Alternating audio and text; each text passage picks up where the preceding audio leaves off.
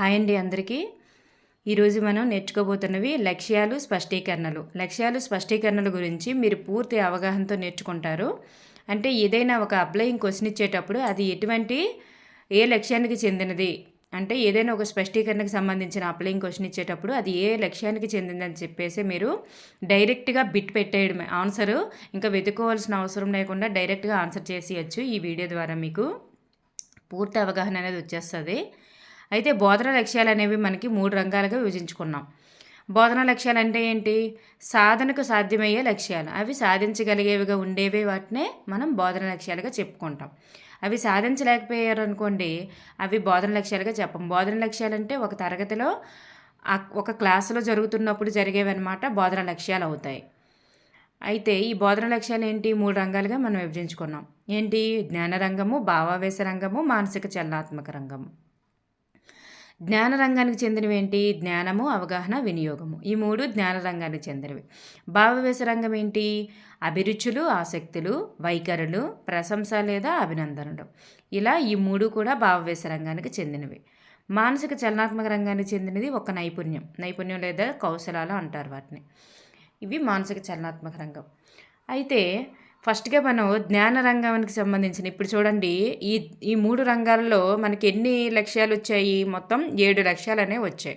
ఈ లక్ష్యాలకి స్పష్టీకరణలు ఉంటాయి. స్పష్టీకరణ అంటే విద్యార్థి చేసినవి అనమాట.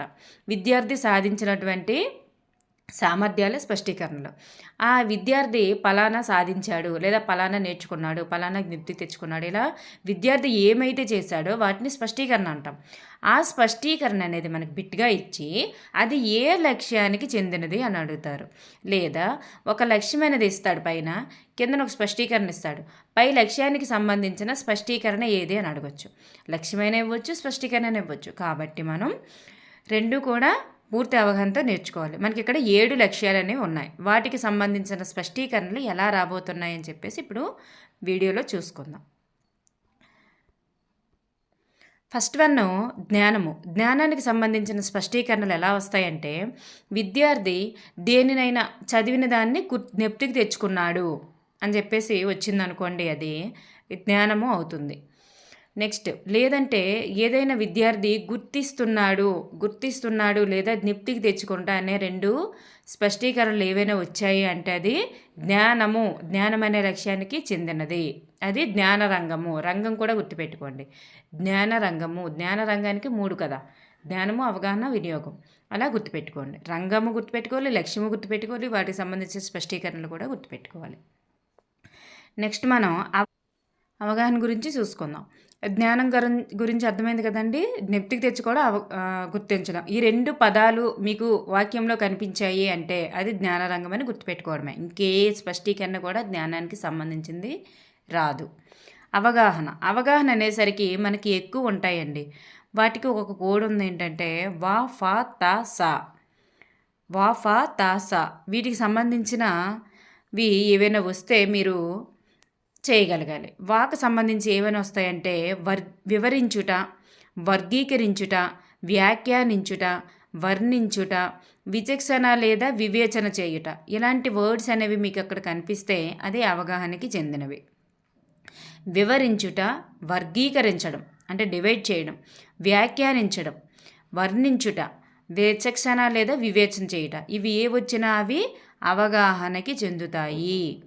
నెక్స్ట్, అవగాహనకు చెందినవి ఫాతో ఏమొస్తాయంటే ఫలితాలను అంచనా వేయడం, ఫలితాలను సరిచూచుట, ఫలితాలను ప్రతిక్షేపించుట, పోలికలు తెలుపుట. చూడండి, ఫాతో ఏమొస్తాయంటే ఫా లేదా పా, ఫలితాలను అంచనా వేయగలగాలి. ఈ ఫలితం రావచ్చు, లేదా ఈ సమస్యకి ఈ ఆన్సర్ రావచ్చు. ఫలితాలని అంచనా వేయడం, ఫలితాలను చూడడం, ఈ సమాధానం అనేది కరెక్టా కాదని వాటిని చెక్ చేసుకోవడం, ప్రతిక్షేపించడం. ఏదైనా ఒక సూత్రంలో ప్రతిక్షేపించడం, ఒక సూత్రంలో ఇచ్చిన దత్తాంశాన్ని ప్రతిక్షేపించడం, పోలికలు తేడాలు తెలపడం, వర్గీకరించడం. ఈ 2 ఫస్ట్ మనం వర్గీకరించడం అని చెప్పుకున్నా, ఇక్కడ పోలికలు తేడాలు చెప్పడం. ఈ 2 కూడా అవగాహనే. వాతో వచ్చినవి, ఫాతో వచ్చినవి కూడా అవగాహనకి చెందుతాయి. నెక్స్ట్ వన్, తాతో వచ్చినవి కూడా అవగాహన.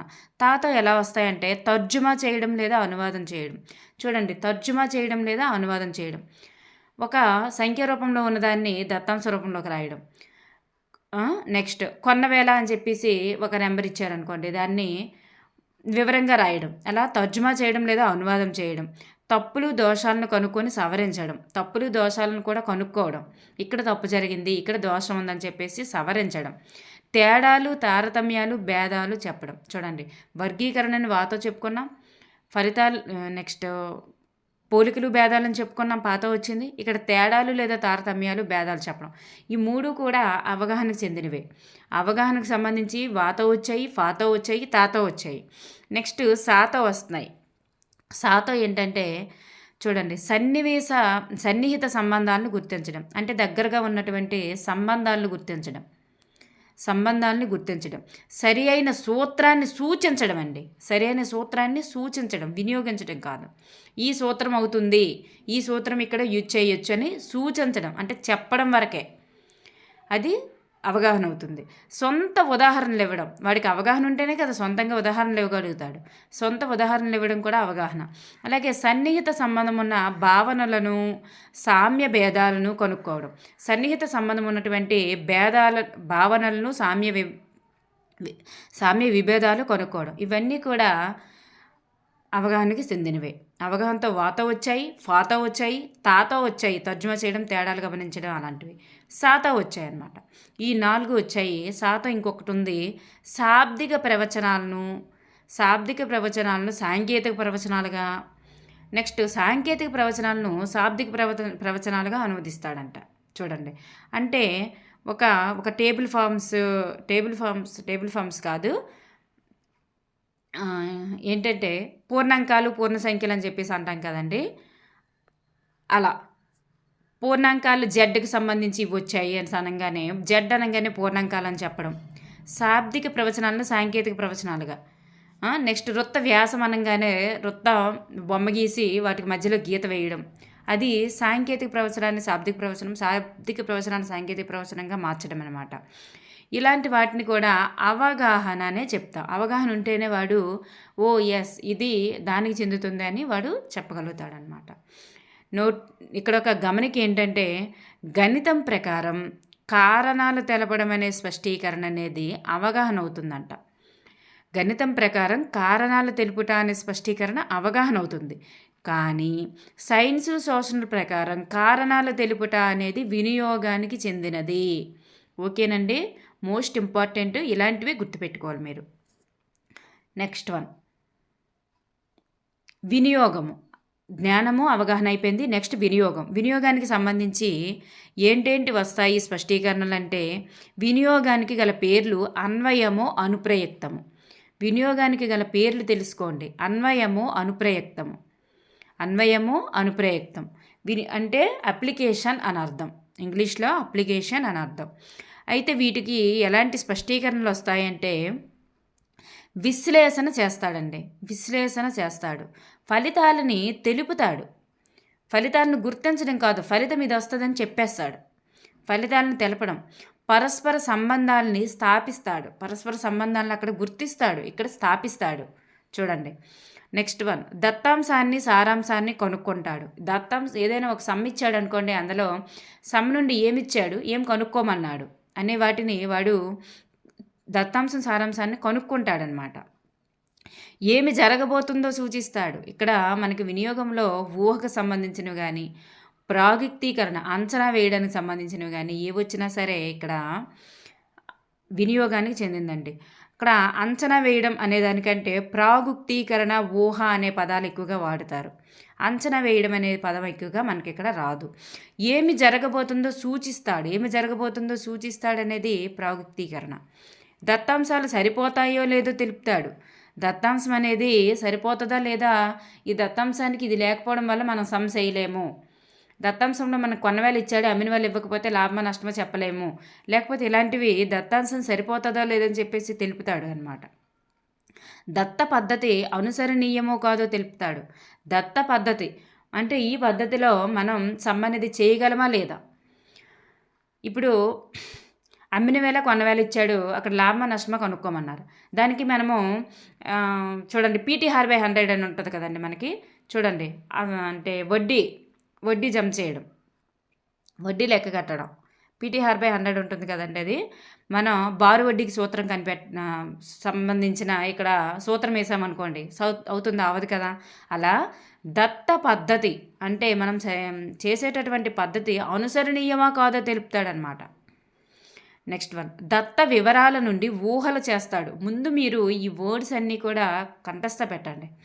కంఠస్థ పెట్టిన తర్వాత మీరు ఎగ్జాంపుల్స్ చూసుకున్నట్లయితే మీకు ఇప్పుడు ఎగ్జాంపుల్స్ మీకు ఒక 30 ఎగ్జాంపుల్స్ వరకు నేను ఇస్తాను. ఇప్పుడు మీరు ఎంత బాగా చేస్తారనేది మీకే అర్థమవుతుంది.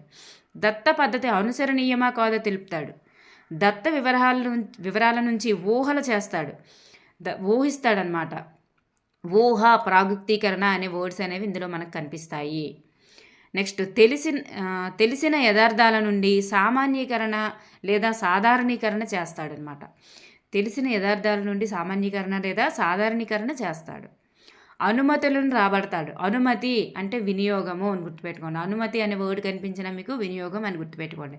అనుమతులను రాబడతాడు. నూతన పద్ధతులు సూచిస్తాడు. నూతన దత్తాంశాలు ప్రతిపాదిస్తాడు. మనకి ఇక్కడ నూతన పద్ధతి, నూతన దత్తాంశము అని అన్నాడంటే ఇది ప్రాగుక్తీకరణ లేదా అక్కడ మనకి ఒక రకమైన సృజనాత్మకత, కొత్తదనం అనేది కనిపిస్తుందండి. ఇక్కడ ఊహించాడు అంటే కొత్తదనం, ప్రాగుక్తీకరణ అంటేనే కొత్తదనం. ఇక్కడ నూతన పద్ధతి, నూతన దత్తాంశాన్ని సూచించడం, ప్రతిపాదించడం అనేది వినియోగానికి సంబంధించింది. అలాగే కారణానికి ఫలితానికి మధ్య ఉన్నటువంటి సంబంధాన్ని ఏర్పరుస్తాడు. ఇది మోస్ట్ ఇంపార్టెంట్. కారణానికి ఫలితానికి మధ్య సంబంధాన్ని ఏర్పరచడం ఏంటంటే వినియోగము. వినియోగంలో మనకి ఊహ వస్తుంది, ప్రాగుక్తీకరణ వస్తుంది, అనుమతి అనే వర్డ్ వస్తుంది, నూతన పద్ధతి లేదా నూతన దత్తాంశం అనేది వస్తుంది. కారణాలకి ఫలితానికి మధ్య సంబంధాలను ఏర్పరుస్తాడు. చూడండి, మేఘాలు కాసాయంటే వర్షం రాబోతుంది. అలా కారణానికి ఫలితానికి మధ్య సంబంధాన్ని ఇక్కడ ఏర్పరుస్తారనమాట. ఇవన్నీ కూడా వినియోగానికి సంబంధించినవి. వినియోగానికి సంబంధించిన మరికొన్ని చూస్తే దత్తాంశం ఆధారంగా నిర్ణయాలు చేస్తాడు. నూతన పరికల్పనలు చెప్పాను కదండి, సృజనాత్మకతకు సంబంధించినవన్నీ కూడా ఇందులో కనిపిస్తాయండి. సృజనాత్మకతకు సంబంధించినవి నూతన పరికల్పనలు చేస్తాడు. పరికల్పన అంటే ఊహ, నూతన ఊహ అనమాట. పరికల్పనలను ధృవీకరిస్తాడు. కరెక్ట్, ఇదే రైట్ ఆన్సర్, నేను ఇది అనుకుంటున్నాను అని ఒక ధృవీకరణ చేస్తాడు. సమస్య పరిష్కారానికి తాను సేకరించిన సమాచారం తగి అయిందా లేదనేది గ్రహిస్తాడనమాట. సమస్య పరిష్కారానికి తాను సేకరించిన సమాచారం అనేది తగి అయినదా లేదా అనేది గ్రహిస్తాడనమాట. నెక్స్ట్, విద్యార్థి భావనలను ఊహించి నిర్ణయాలు చేస్తాడు. ఇది ఏదైనా కొన్ని భావనలు అనేవి ఊహిస్తాడనమాట. ఇందులో ఎక్కువగా ఊహ, ప్రాగుక్తీకరణ, సృజనాత్మకత, నూతనత్వము, కారణాలకి లేదా ఫలితానికి సంబంధము అనేటటువంటి వర్డ్స్ అన్నీ కూడా వినియోగంలోనే కనిపిస్తాయి మనకి. ఓకేనండి. అవగాహనలో పోలికలు, తేడాలు వివరించడం, వ్యక్తీకరించడం, వర్గీకరించడం, ఫలితాలు చూడడం, ఫలితాలు గుర్తిస్తాడు. అక్కడ సరిచూడడు, ఇక్కడ ఫలితాలు సరిచూస్తాడు. నెక్స్ట్, అలాంటివన్నీ కూడా మనకు అవగాహనలో వస్తాయి. మీరు 1కి 2 సార్లు మీరు ఈ వీడియో చూసినట్లయితే మీకు పూర్తి అవగాహన అనేది వచ్చేస్తుంది. అభిరుచులు, ఆసక్తులు. అభిరుచి అంటేనే ఒక రకమైన ఇష్టం. అభిరుచుల, ఆసక్తుల గురించి చూసుకున్నట్లయితే సాంఘిక సమస్యలకు చెందిన పుస్తకాలు, వార్తలు, పత్రికలు ఇవన్నీ కూడా చదవడం అండి. సాంఘిక సమస్యలకు చెందిన పుస్తకాలు, వార్తలు, పత్రికలు ఇవన్నీ కూడా చదవడము అభిరుచులు అవుతాయి. అలాగే క్లబ్బుల్లో, చర్చల్లో, సెమినారుల్లో పాల్గొంటాడు. అలాగే నెక్స్ట్ వన్, చార్టులు, మ్యాపులు, చిత్రపటాలు, నమూనాలు ఇవన్నీ కూడా విద్యార్థి సేకరిస్తాడనమాట. చూడండి, అభిరుచి, ఆసక్తి అంటే అవి సేకరించడం. అభిరుచి ఉంటేనే అవి సేకరిస్తాడు. చర్చల్లో పాల్గొనాలి అంటే అభిరుచి ఉండాలి. సాంఘిక సమస్యలకు సంబంధించిన పుస్తకాలు, వార్తలు, పత్రికలు ఇవన్నీ కూడా చదవడం అంటే అలాంటివి ఏవైనా ఇంట్రెస్ట్ ఉంటేనే చదువుతారు, అభిరుచి ఉంటేనే చదువుతారు. చూడండి, విద్యార్థి సామాజిక, ఆర్థిక, రాజకీయ సమస్యలను చర్చిస్తాడనమాట. ఇలాంటివన్నింటి గురించి చర్చించడం అంటే అభిరుచి ఉంటేనే చర్చించగలుగుతాడు. మీకు ఎగ్జాంపుల్స్ ఇచ్చేటప్పుడు, కింద ఆప్షన్స్ ఇచ్చేటప్పుడు మీకు అర్థమవుతుందండి. ఇప్పుడు అది అవగాహనకు చెందుతుందా లేదా, లేకపోతే దాంట్లో అభిరుచి ఉందా లేదా. అభిరుచి అని అడిగాడు, అభిరుచి సంబంధించింది ఏంటి, అభిరుచి ఇష్టం సంబంధించింది ఏంటి, నైపుణ్యానికి సంబంధించింది ఏంటి అండి. మీరు కింద ఆప్షన్స్ని బట్టి ఈజీగా గుర్తించగలుగుతారు. మీరు ఇప్పుడు మాత్రం వీటిని కంఠస్థ పెట్టాలి, నేర్చుకున్న తర్వాత మీరు అక్కడ అప్లయింగ్ క్వశ్చన్ అనేది చాలా ఈజీగా చేయగలుగుతారు. విద్యార్థి చారిత్రక సంబంధం ఉండేటటువంటి ప్రదేశాలను దర్శిస్తాడు. ఎప్పుడైనా మనం కొత్త ప్రదేశాన్ని చూడాలనుకున్నాం అనుకోండి, వాటిపైన మనకు అభిరుచి ఉంటేనే కదా అంత దూరం వెళ్ళి చూస్తాం. అదనమాట. విద్యార్థి జ్ఞానాన్వేషణ చేస్తాడు. జ్ఞానాన్వేషణ ఎక్కువ పుస్తకాలు చదివేయడం, ఎక్కువ జ్ఞానాన్ని సంపాదించేయడం, అదంతా కూడా అభిరుచి ఉన్నప్పుడే ఏర్పడుతుంది. విద్యార్థి పరికరాలను తయారు చేయడం. పరికరాలు తయారు చేయడం అంటే ఒక శాస్త్రీయత. ఒక శాస్త్రవేత్తలాగా పరికరాలను తయారు చేయాలంటే వాటిలో అభిరుచి ఉంటేనే చేస్తాడు. చూడండి, అర్థమైంది కదండి మీకు దీనికి సంబంధించి అభిరుచి, ఆసక్తి అనేది. నెక్స్ట్ వన్, వైఖరులు అంటే ఏంటంటే మనం ఇక్కడ చూసుకుందాం. వైఖరి అంటే ఎవరినైనా గౌరవించడం అనేది ఒక రకమైన మంచి వైఖరి అండి. ఒకర నమ్మకాన్ని కలిగి ఉండడం కూడా వైఖరే. చూడండి, ఇక్కడ దేశభక్తి కలిగి ఉండడం కూడా వైఖరే. ఇలాంటి వర్డ్స్ తప్పితే ఇంకేమీ అక్కడ ఇచ్చారు. దేశభక్తిని పెంపొందించుకోవడం, ఇతరుల అభిప్రాయాలని గౌరవించడం, దేశభక్తి, గౌరవించడం, నమ్మకము, ఇలాంటి వర్డ్స్ వస్తే మనకి అక్కడ వైఖరి అని గుర్తుపెట్టుకోండి. దేశభక్తిని పెంపొందించుకోవడం, ఇతరుల అభిప్రాయాలను గౌరవించడం, తన బాధ్యతలను స్వీకరించడం, తన బాధ్యత ముందు చేయడం అనేది ఒక రకమైన వైఖరి. తను ముందుగా గౌరవించుకోవడం అని అర్థం అనమాట. తన బాధ్యతను తాను స్వీకరిస్తున్నాడంటే అక్కడ మంచి వైఖరి ఉన్నవాడు అని అర్థం. చట్టం, న్యాయం పట్ల నమ్మకాన్ని కలిగి ఉండడం. చట్టము, న్యాయం పట్ల నమ్మకం కలిగి ఉన్నాడంటే వాడికి ఒక రకమైన మంచి వైఖరి, దేశభక్తి ఉన్నట్లుగా అర్థం. ఓకేనండి, మీకు ఇక్కడ వైఖరి అంటే ఏంటనేది అర్థమైంది. మీకు ఎగ్జాంపుల్స్ ఇప్పుడు 30 వరకు చూస్తామన్నాం కదా, అందులో మీకు ఏంటనేది చాలా ఈజీగా అర్థమైపోతుంటుంది అన్నమాట. నెక్స్ట్ వన్, ఇతరుల కష్టాలను సానుభూతితో అవగాహన చేసుకోవడం. సానుభూతి ఒక రకమైన మమకారం, ప్రేమ, అభిమానం, ఇవన్నీ కూడా వైఖరి అనమాట. జాతీయ సమస్యలపై తన అభిరుచిని తెలియజేయడం.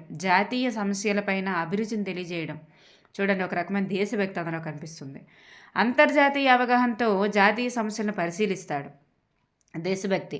సామాజిక కార్యక్రమాల్లో ఇతరులతో సహకరిస్తాడు. ఇది దేశభక్తి. సామాజిక వర్గాలకు చెందినటువంటి ప్రజల పట్ల సద్భావన కలిగి ఉండడం. ఇది కూడా ఒక ప్రాంతీయ ప్రజల పట్ల సద్భావన కలిగి ఉండడం, ఒక మంచి భావన కలిగి ఉండడం, ఇది కూడా మంచి వైఖరి. నెక్స్ట్, విద్యార్థి నిజాయితీని పెంపొందించుకోవడం. ఇది కూడా మంచి వైఖరి. నిజాయితీని తనంతట తాను నిజాయితీగా ఉండాలనుకోవడం ఒక మంచి వైఖరి. కుతూహలమును ప్రదర్శించడం. కుతూహలము అనే వర్డ్ వచ్చింది అంటే వైఖరి అండి. కుతూహలమును ప్రదర్శించడం వైఖరి. మంచి ఆలోచన సరళి కలిగి ఉండడం మంచి వైఖరి అనమాట. అది మంచి ఆలోచన సరళి, తనంటే తనకి ఇష్టం కలిగి ఉండడం, నిజాయితీ కలిగి ఉండడం, ఇదంతా కూడా మంచి వైఖరి కలిగి ఉండడం అని అర్థం. నమ్మకం కలిగి ఉండడం. విజ్ఞాన శాస్త్ర పనులు చేయడంలో పట్టుదల కలిగి ఉండడం, శాస్త్రీయత కలిగి ఉండడం, ఒక పరికరాలను తయారు చేయడం పట్ల పట్టుదల కలిగి ఉండడం, ఇదంతా కూడా ఒక రకమైన వైఖరి అన్నమాట. పట్టుదల అనే వర్డ్ వచ్చిందంటే వైఖరి, కుతూహలం అనే వర్డ్ వస్తే వైఖరి, ఆలోచన సరళి అనే వర్డ్ వస్తే వైఖరి. ఇలా గుర్తుపెట్టుకోండి. నెక్స్ట్ వన్, అభినందన లేదా ప్రశంస. ఇది మనకి తెలుగు మెథడ్లో కూడా మనకి వస్తుంది. తెలుగు మెథడ్లో మోస్ట్ ఇంపార్టెంట్ అభినందన లేదా ప్రశంస అనేది. చూడండి, అభినందించడం లేదా ప్రశంసించడం అంటే విద్యార్థి ప్రకృతిలోని సౌందర్యాన్ని పరిశీలించి ప్రశంసించడం, ఇతరుల నాయకత్వాన్ని గుర్తించి ప్రశంసించడం. ప్రశంస లేదా అభినందన అని డైరెక్ట్ వర్డ్స్ మనకు అక్కడ వస్తాయి. అప్పుడు అది ప్రశంస లేదా అభినందన అని గుర్తుపెట్టుకోవడమే, ఇంకేం లేదు. భిన్నత్వంలోని ఏకత్వాన్ని గురించి అభినందించడం, సాంస్కృతిక భేదాల గురించి అభినందించడం. పొగడడం అండి. అభినందన లేదా ప్రశంస అంటే పొగడడం, పొగడతా, అభినందన, ప్రశంస. ఈ వర్డ్స్ మీకు కనిపించాయంటే అది అభినందన అని గుర్తుపెట్టుకోవడమే, ఇంకేం లేదు అందులో. ఇతర దేశాలు అందిస్తున్న సహాయ సహకారాలను ప్రశంసించడం, వివిధ ఆవిష్కరణలు, అన్వేషణల గొప్పతనాన్ని గురించి ప్రశంసించడం, ఇవన్నీ కూడా అభినందన, ప్రశంస, పొగడతా, వీటికి సంబంధించినవి. అర్థమైంది కదండి. నెక్స్ట్, నైపుణ్యాల గురించి మనం చూసుకుందాం. నైపుణ్యాల గురించి చూసుకుంటే ఫస్ట్ వన్ చిత్రలేఖన నైపుణ్యం, హస్తలాఘవ నైపుణ్యం, పరిశీలన నైపుణ్యం, అభివ్యంజన నైపుణ్యం, నివేదన నైపుణ్యం, పఠన నైపుణ్యం, గణన నైపుణ్యం. ఇలా 7 రకాల నైపుణ్యాలు అనేవి ఉంటాయండి. కానీ మనకి 7 అని మీరు ఏదో భూతద్దంలో పెట్టి చూడొద్దు. మీకు ఈజీగా అర్థమైపోతాయి ఇవి. చిత్రము, చిత్రలేఖన నైపుణ్యం అంటే చిత్రాలు గీయడం, పటాలు గీయడం, రేఖాచిత్రాలు గీయడం. చూడండి, పటాలు రేఖాచిత్రాలను వేగంగా గీయడం, శుభ్రంగా గీయడం, ఖచ్చితంగా గీయడం. పటాలు రేఖాచిత్రాలు గీశాడు అంటే చిత్రలాఘవ నైపుణ్యం. సరైన ప్రమాణానికి నమూనాలు గీస్తాడు. గీయడం అంటే నైపుణ్యం, కానీ నమూనాలు గీయడం. పటంలోని భాగాలను సాపేక్షతతో గీస్తాడు. పటాల్లోని భాగాలు ఉన్నాయి కదండి, అవి ఏదో మొక్క ఉంది, కాండం సన్నంగాను ఆకులు పెద్దగాను వేశారనుకోండి, ఏమైనా బాగుంటుందా? అది దానికి ప్రమాణాలు ఎలా ఉంటాయో అలాగే గీయడం, అది చిత్రలేఖన నైపుణ్యం. ఒక మనిషి ఉన్నారు, తల అనేది ఒక 3 వంతుల తల వేసేసి ఒక వంతు మిగతా మొండెం వేశారనుకోండి, అది మంచిగా పటం గీసినట్లు కాదు. అలా సరైన ప్రమాణానికి నమూనాలు గీయడం, అలాగే పటంలోని భాగాలు సాపేక్షతతో గీయడం. ఒక పటాన్ని నిర్ణీత కాల వ్యవధిలోనే పూర్తి చేసాడు. ఒక పటం వేయమన్నారు, ఒక రోజంతా వేసేదానికంటే కొంచెం ఫాస్ట్గా వేసేయడం, అది చిత్రలేఖన నైపుణ్యం. పటాలు గీచే భాగాలు గుర్తించడం, ఇదంతా కూడా చిత్రలేఖన నైపుణ్యం. అర్థమైందండి. నెక్స్ట్ హస్తలాఘవ నైపుణ్యం. హస్తలాఘవ నైపుణ్యం అంటే చేతిని ఎలా సరిగ్గా ఉపయోగించుకోవడం అనేది హస్తలాఘవ నైపుణ్యం. చూడండి, చేతి ఫింగర్స్ని ఉపయోగించి ఎలా ఫింగర్స్ పట్ల, చేతి పట్ల ఎలా నైపుణ్యం కలిగి ఉండడం అనేది హస్తలాఘవ నైపుణ్యం. చూడండి, సరైన ఉపకరణాన్ని ఎంపిక చేసుకోవడం హస్తలాఘవ నైపుణ్యం. సరైన ఉపకరణాన్ని ఎంపిక చేసుకోవడం, స్పష్టంగా మాపనం చేయడం, ప్రతి ఉపకరణాన్ని వీలైనన్ని విధాలుగా ఉపయోగించడం. ఒక ఉపకరణం ఉంది, దాన్ని ఎన్ని రకాలుగానైనా ఉపయోగించడం. ఒక బ్లేడ్ ఉంది, ఒక బ్లేడ్ని ఎన్ని రకాలుగానే వాడచ్చు. కత్తి ఉంది, కత్తిని ఎన్ని రకాలుగానే వాడచ్చు. అలా ఒక ఉపకరణాన్ని వీలైనన్ని రకాలుగా ఉపయోగించడం, అది హస్తలాఘవ నైపుణ్యం. అలాగే స్పష్టంగా మాపనం చేయడం, సరైన ఉపకరణాన్ని ఎంపిక చేయడం. ఏదైనా కట్ చేయాలి అంటే దాన్ని కత్తి అవసరమా, బ్లేడ్ అవసరమా, సరైన ఉపకరణాన్ని చెప్పడం, అది హస్తలాఘవ నైపుణ్యం.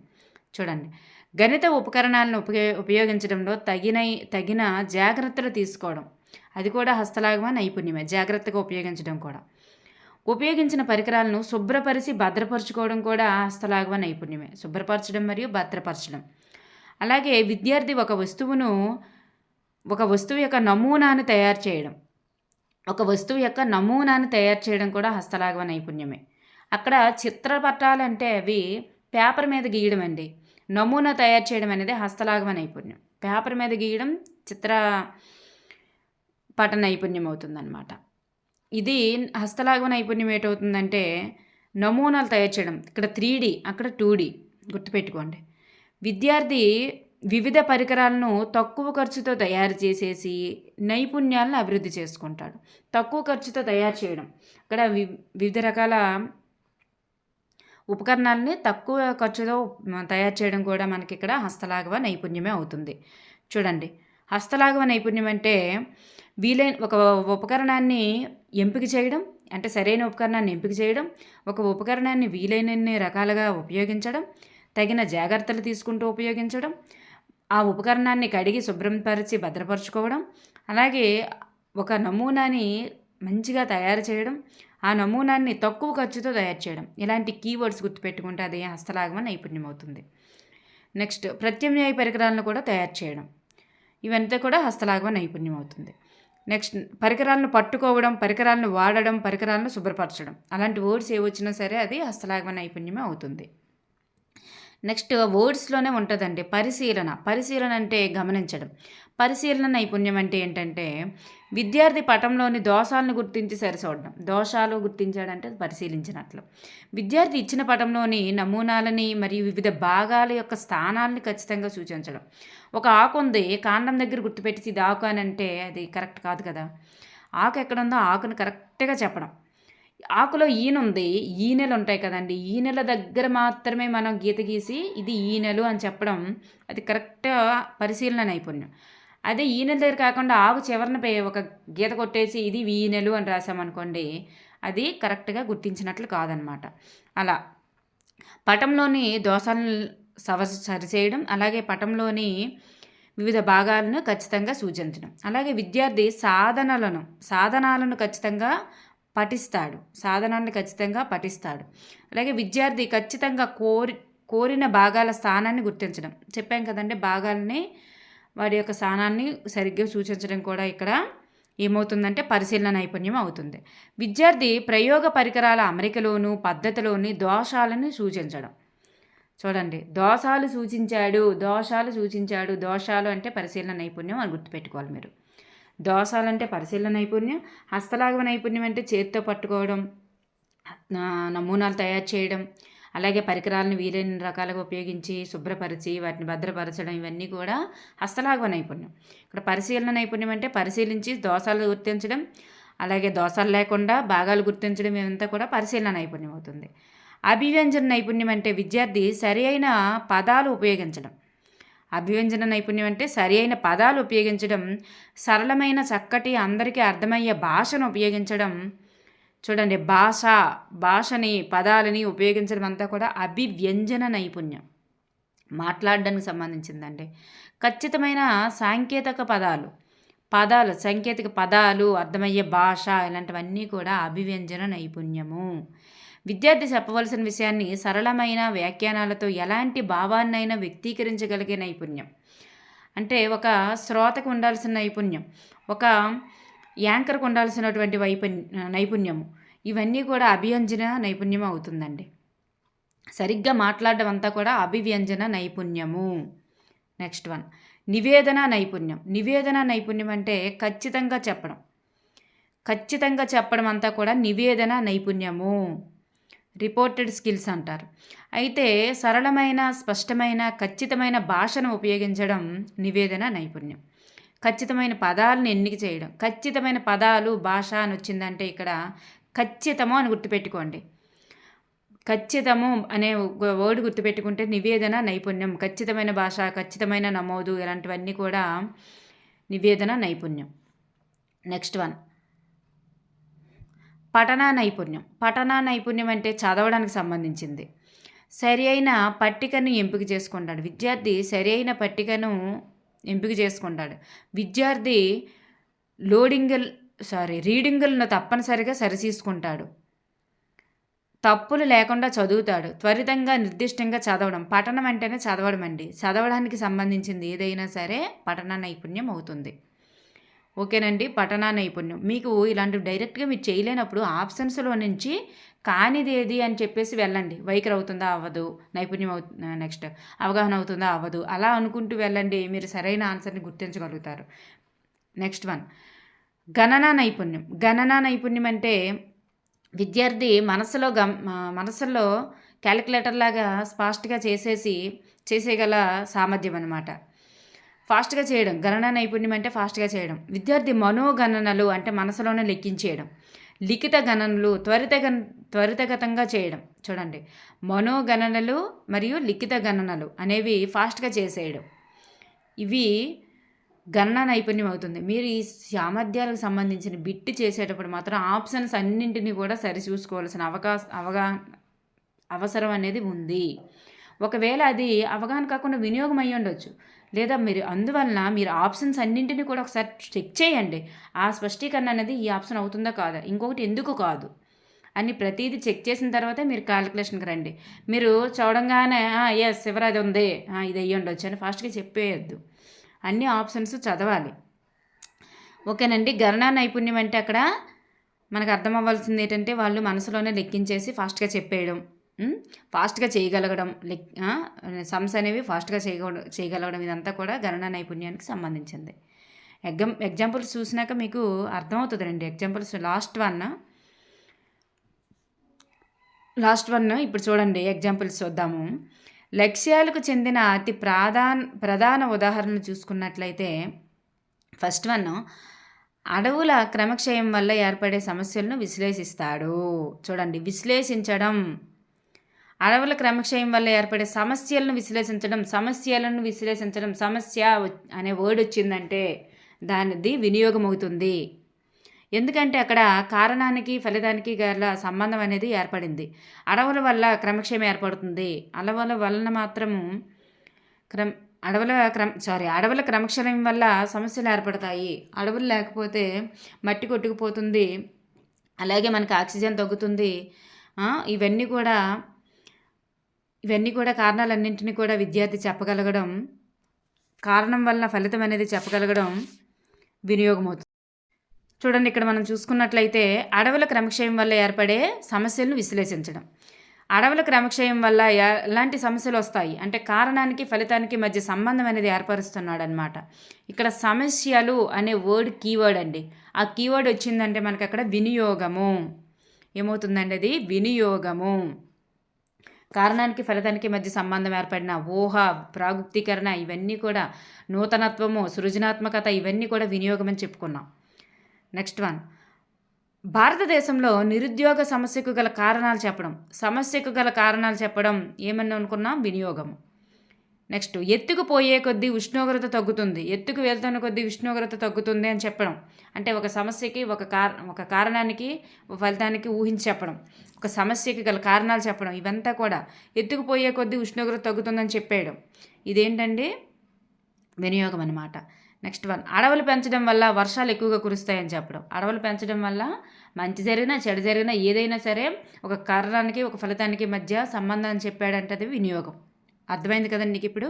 నెక్స్ట్ వన్, విద్యార్థి అడవులలో నివసించు జంతువుల బొమ్మలను సేకరించాడు. బొమ్మలన్నింటినీ సేకరించాడండి, వాడికి ఇష్టం. అవి సేకరించడం అనేది వాడికి ఇష్టం. ఇష్టం అంటే అభిరుచి. ఒక అభిరుచి. విద్యార్థి హంపి, విజయనగరాలను సందర్శించాడు. ఎక్కడికైనా కొత్త ప్రదేశానికి వెళ్ళాడు అంటే అక్కడ అభిరుచి ఉంటేనే వెళ్తాం, లేకపోతే ఊరికి ఛార్జీలు కట్టుకొని ఏదో టైంపాస్కి అయితే వెళ్ళాం కదండి. అవి చూడాలనే ఉత్సాహం, అభిరుచి ఉంటేనే కదా మనం వెళ్తాం, ఆసక్తి. నెక్స్ట్ వన్, విద్యార్థి అడవులు పెంచడం వల్ల కలిగే లాభాలను ఉదహరిస్తాడు. విద్యార్థి అడవులు పెంచడం వల్ల కలిగే లాభాలను ఎగ్జాంపుల్స్ ద్వారా ఉదాహరణ చెప్పడం, వివరించడం, వర్గీకరించడం, ఇవన్నీ కూడా అవగాహన అవుతుందండి. అడవులు పెంచడం వల్ల కలిగే లాభాలను ఉదాహరించడం అంటే అవగాహన. ఓకేనండి. నెక్స్ట్ వన్, విద్యార్థి వర్షపాత విస్తరణకు అడవుల పెరుగుదలకు గల సంబంధాన్ని కార్యకారణ సంబంధం అంటారనమాట. ఇక్కడ సంబంధాన్ని గుర్తించడం అనేది కీవర్డ్ అండి. సంబంధాన్ని వివరించడం అనుకోండి అది వినియోగం అవుతుంది, కానీ ఇక్కడ గుర్తించాడు అనుకోండి అది అవగాహన అవుతుంది. ఓకేనండి. విద్యార్థి అడవులలో గల రకాలను వర్గీకరించడం కూడా అవగాహనే. మనం చెప్పుకున్నాం కదండి, వాతో వచ్చేవి అవగాహననే. నెక్స్ట్ వన్, విద్యార్థి అడవుల వల్ల కలిగే ప్రయోజనాలను గుర్తిస్తాడు. అడవుల వల్ల కలిగే ప్రయోజనాలను గుర్తించడం అనేది జ్ఞానం. చూడండి, అక్కడ మధ్యలో కామా వచ్చిందనుకోండి అది అవగాహన. కామా వచ్చిందనుకోండి, ఆ వర్డ్లో కామా వస్తే అది అవగాహన, కామా రాకపోతే అది జ్ఞానము. విద్యార్థి వర్షపాత విస్తరణకు అడవుల పెరుగుదలకు మధ్య సంబంధాన్ని అంటే అటు కార్యానికి అటు కారణానికి మధ్య గల సంబంధాన్ని చెప్పాడు అంటే అది అవగాహన అండి. అదే సంబంధాన్ని వివరించాడు లేదా సమస్యను వివరించాడు అంటే అది వినియోగం. ఇక్కడ మధ్య కామా లేకుండా ప్రయోజనాన్ని గుర్తించడం అనేది జ్ఞానము. గుర్తించాడు అనే వర్డ్ వచ్చినంత మాత్రాన అది జ్ఞానం అయిపోదు. ఇలా ఈ రెండింటి మధ్య తేడాన్ని గుర్తుంచుకోండి. నెక్స్ట్ వన్, విద్యార్థి అట్లాసులో భారతదేశ పటాన్ని గుర్తిస్తాడు. భారతదేశ పటాన్ని గుర్తించాడు అంటే అది డైరెక్ట్గా నైపుణ్యంలో రకాలు అడిగాడు అనుకోండి, అక్కడ మనకి దోషాలను గుర్తించడం లేదా పరిశీలన నైపుణ్యం అవుతుందన్నమాట. అది పటంలోని గుర్తించడం నైపుణ్యంలో రకమేమవుతుందంటే పరిశీలన నైపుణ్యం అవుతుంది. నెక్స్ట్, విద్యార్థి ఏపీ పటంలోని వివిధ జిల్లాల్లో అడవులను విస్తరించి ఉండే ప్రాంతాలను గుర్తించడము అది నైపుణ్యంలో రకమేమవుతుందంటే పరిశీలన నైపుణ్యం అవుతుంది. నెక్స్ట్ వన్, విద్యార్థి సజాతి విజాతి భిన్నాలకు ఉదాహరణలు చెప్పడం అంతా కూడా మనకి అవగాహన చెప్పుకున్నాం. విద్యార్థి సమాన భిన్నాలు రాయడంలో దోషాలను గుర్తించి సరిచేయడం ఇవి అవగాహన అవుతుంది. నెక్స్ట్ వన్, విద్యార్థి క్రమభిన్నాన్ని అపక్రమ భిన్నంతో పోల్చడం అండి. దోషాలను గుర్తించడం అవగాహన. దోషాలను గుర్తించడం అనే కీవర్డ్ అవగాహన. ఇక్కడ పోల్చడం అనేది అవగాహన. రెండు భిన్నాలను గుణిస్తే వచ్చే ఫలితాలను సరిచూడడం కూడా అవగాహన. రెండు భిన్నాలను సంకలనం చేస్తే వచ్చే భిన్నము విలువ పెరుగుతుందని అంచనా వేయడం అనేది కూడా అవగాహన. సమాన భిన్నాలను రాయడంలో ఫలితాలను తెలపడం, ఫలితం ఇది వస్తుంది అని ఊహించడం, ప్రాగుక్తీకరించడం, ఫలితాన్ని తెలపడం, ఇదంతా కూడా వినియోగము.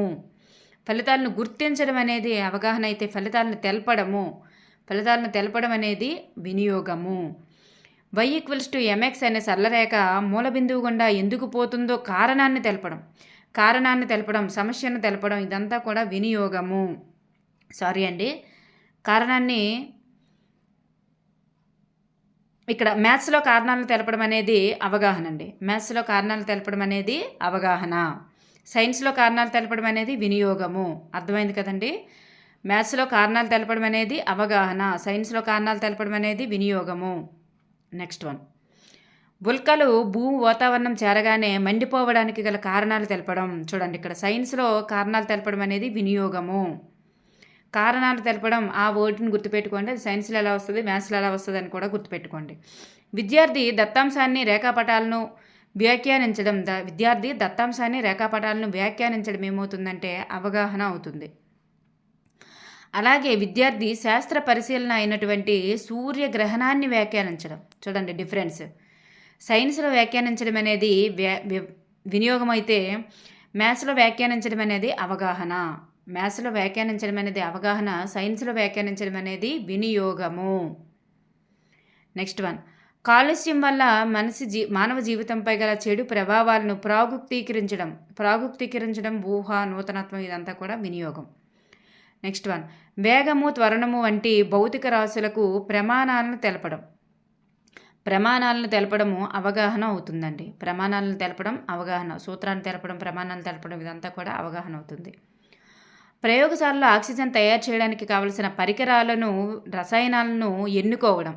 ప్రయోగశాలలో ఆక్సిజన్ తయారు చేయడానికి కావలసిన పరికరాలను, రసాయనాలను ఎన్నుకోవడం ఏమవుతుందంటే అవగాహన అవుతుంది. నెక్స్ట్ వన్, ద్రవ్యరాశి ఘనపరిమాణము ఇచ్చినప్పుడు సాంద్రతను కనుగొనడం.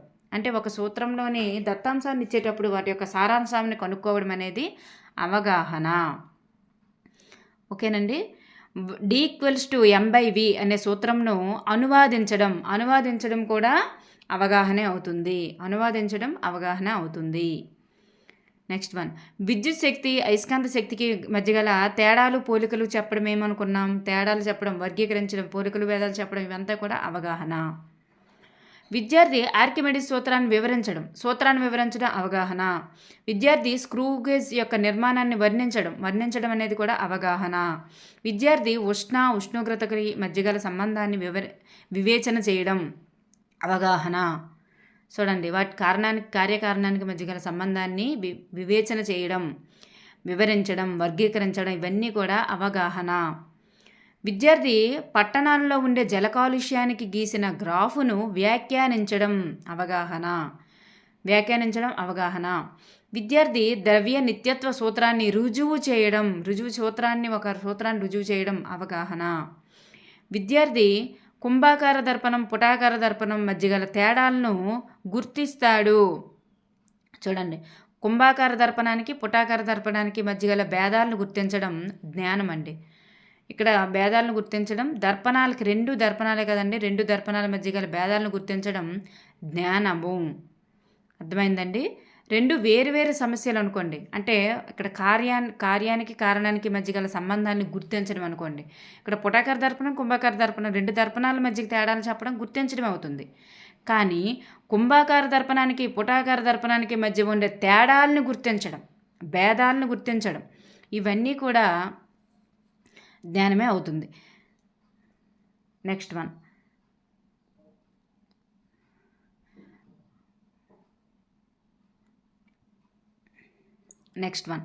నీటి ఊర్ధ్వపీడనం నీటిలోని వస్తువులను కిందకు నెడుతుంది అనే వాక్యంలోని దోషమైనటువంటి క్రిందకి అనేదాన్ని పైకి అని సవరించాడు అనుకోండి.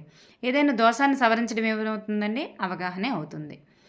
ఆమ్లాలు నీలి నిట్మస్సును ఎరుపుగాను మారుస్తాయి అని విద్యార్థి సామాన్యీకరించడం వినియోగం అవుతుంది.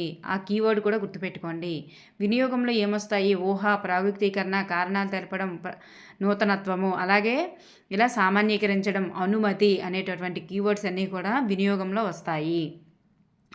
ఘన పదార్థాల వ్యాకోచం చూపడానికి సరి అయిన ప్రయోగాన్ని సూచించడం ఇది వినియోగం అవుతుంది. ప్రయోగాన్ని సూచించడం వినియోగము.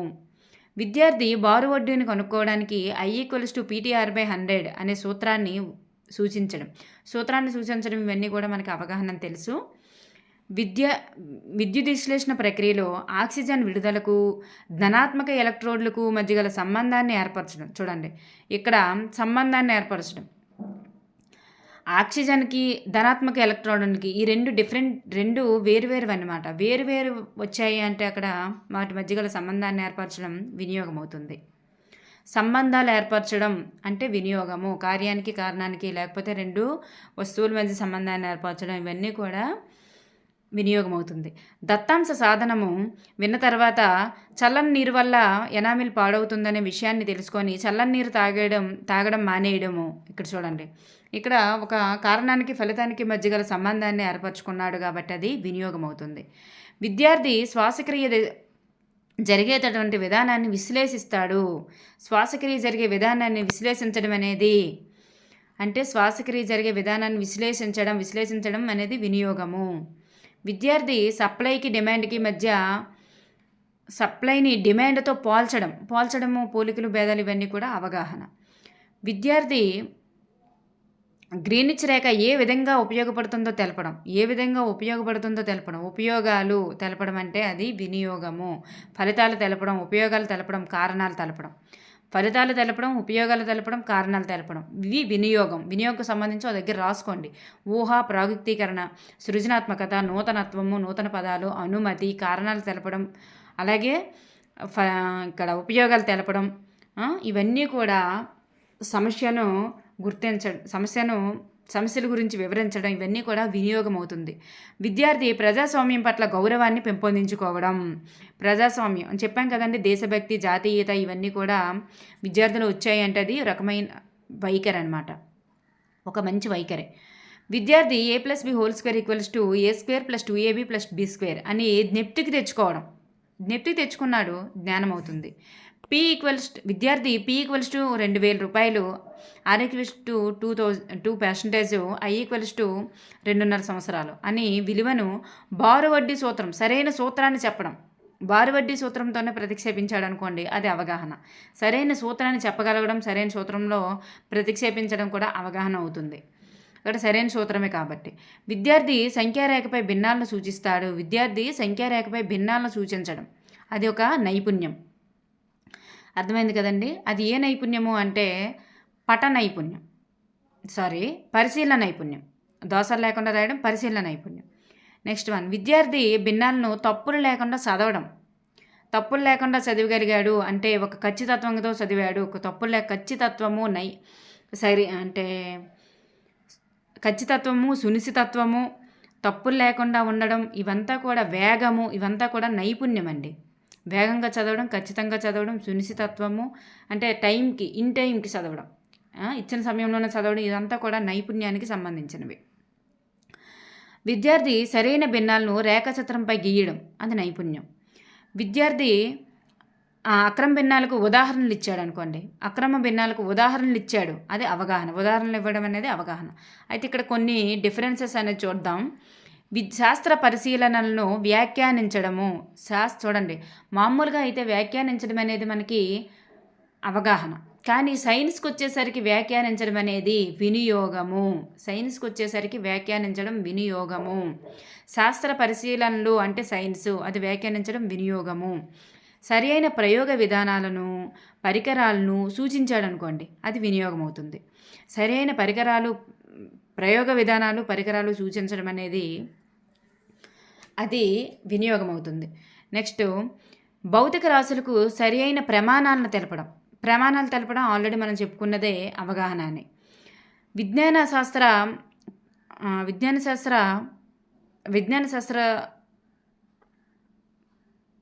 రసాయనాలను ఎన్నుకుంటాడనమాట. ఇక్కడ విజ్ఞాన శాస్త్ర పరికరాలను రసాయనాలను ఎన్నుకోవడం. చూడండి, సూత్రాన్ని ఎన్నుకోవడం, పరికరాలు రసాయనాలు ఎన్నుకోవడం అనేది అవగాహన అంట. ఓకేనండి. సరైన ఉపకరణాలను ఎన్నుకోవడం, చూడండి, సరైన ఉపకరణాన్ని అంటే కత్తె, బ్లేడా లేదా కత్తెర ఇలాంటి సరైన ఉపకరణాన్ని ఎన్నుకోవడం నైపుణ్యం. ఆ ఉపకరణాన్ని సరిగ్గా వాడడం నైపుణ్యం. ఉపకరణాన్ని కడిగి శుభ్రపరిచి భద్రపరచుకోవడం కూడా నైపుణ్యం. ఈ 3 కూడా నైపుణ్యమేనండి. సమస్యను నిర్ధారించడం ఇదే కరెక్ట్ అని చెప్పేసి నిర్ధారించడం అవగాహన. వివిధ భావనలు, సూత్రాలు, నియమాలను సూచిస్తున్నాడు. భావనలు సూత్రం సూచించడం, సూత్రాన్ని ప్రతిక్షేపించడం, నియమాన్ని సూచించడం, భావన సూచించడం, ఇవన్నీ కూడా అవగాహనే అవుతుంది. ఉదాహరణ చెప్పడం కూడా అవగాహనే అవుతుంది. దత్తాంశాల ఆధారంగా నిర్ణయాలు చేయడం, వాడంతటి వాడు నిర్ణయాలు చేయడం, సమస్యలు చెప్పడం, లేకపోతే ఫలితాన్ని ఊహించి చెప్పడం, ఇవన్నీ కూడా కారణాలు చెప్పడం, ఇవన్నీ కూడా వినియోగమేనండి. నిర్ణయాలు ఏం జరగబోతుందో చెప్పడం, ఆ నిర్ణయాలు చేయడం, ఇవంతా కూడా వినియోగం అవుతుంది. ఓకేనండి. మీకు ఈ వీడియో ద్వారా మోస్ట్ ఇంపార్టెంట్ బిట్ అనేది మీరు గెయిన్ చేసినట్లు అవుతుంది. Thank you everyone.